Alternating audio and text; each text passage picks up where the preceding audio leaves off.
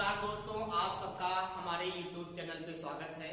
आज ज्योग्राफी की 7वीं क्लास है। ये भी क्लास इंपॉर्टेंट है। तो क्लास टॉपिक का नाम है भारत के प्रमुख बंदरगाह। बंदरगाह क्या होता है पहले इसको बता दें, उसके बाद क्लास को शुरू करते हैं।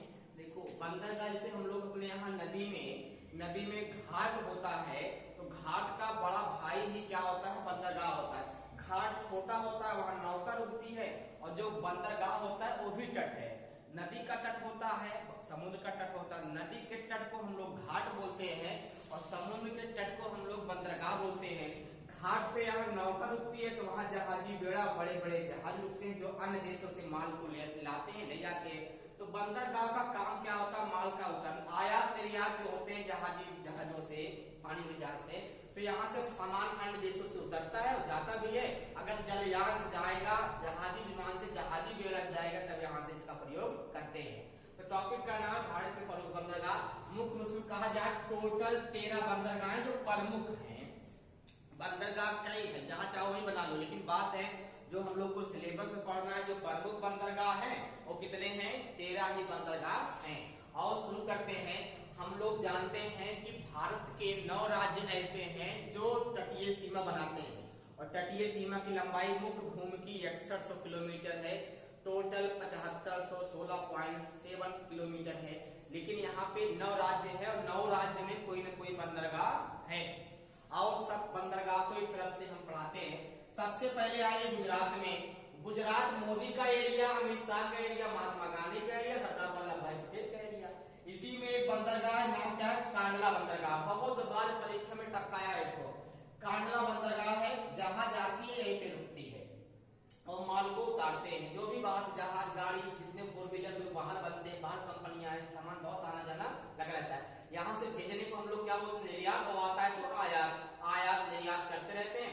आयात निर्यात करने के लिए जो सामान आते जाते हैं, वायुयान से आएंगे या जलयान से आएंगे, तो वायुयान से कम ही आते हैं, जलयान ज्यादा आते हैं। अब कोई 4 चक्का वायुयान से नहीं ले जाता, वो पानी वाली जहाज से ही जाता है।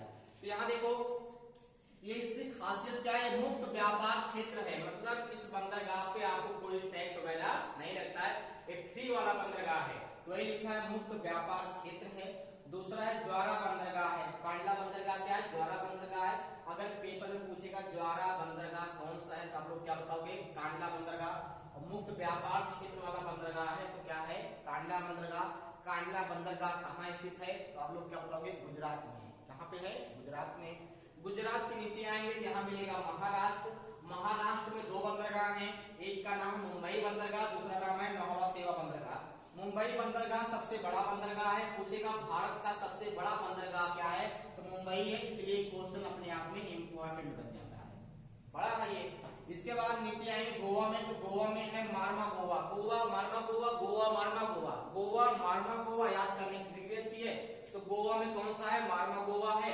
आगे आएंगे कर्नाटक, राजधानी बंगलुरु, तो यहाँ क्या है, न्यू मंगलूर। क्या है, न्यू मंगलूर, न्यू मंगलूर। तो यहाँ पे कर्नाटक में एक बंदरगाह है, उसका नाम क्या है, न्यू मंगलूर। और आएंगे केरल में, बंदरगाह का नाम है कोच्चि बंदरगाह है। केरल में 3 बंदरगाह हैं, कौन से, तूतीकोरिन, चेन्नई और एन्नोर। तूतीकोरिन और कौन सा, चेन्नई एन्नोर।